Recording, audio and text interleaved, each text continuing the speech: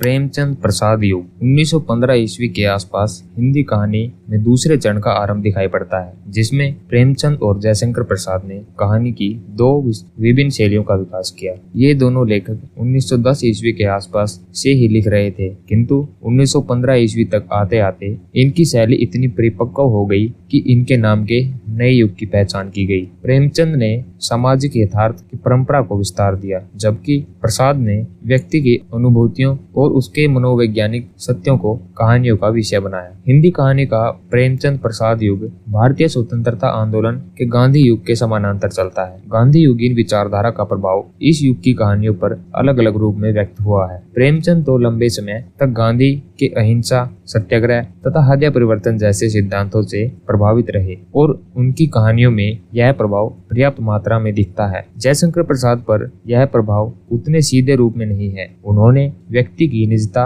जैसे विषयों पर गहरा लेखन किया है और सरसरी तौर पर यह गांधीवादी विचारधारा के विपरीत नजर आता है। किंतु अगर हम ध्यान रखें कि गांधी भी दर्शन के स्तर पर अध्यात्मवाद और व्यक्तिवाद यानी प्रत्येक व्यक्ति का अलग सर्वधर्म मानने का विचार में आस्था रखते थे, तो प्रसाद और गांधी के बीच भी गहरे स्तर पर समानताएं खोजी जा सकती हैं। प्रेमचंद प्रसाद युग के अन्य इतिहासकारों में सुदर्शन और विशंबरनाथ शर्मा कौशिक के नाम उल्लेखनीय है। सुदर्शन की कहानी हार की जीत और कौशिक जी की कहानी ताई का हिंदी कहानी के इतिहास में महत्वपूर्ण स्थान है। ये दोनों ही कहानीकार प्रेमचंद अनुगामी कथा दृष्टि के कहानीकार हैं।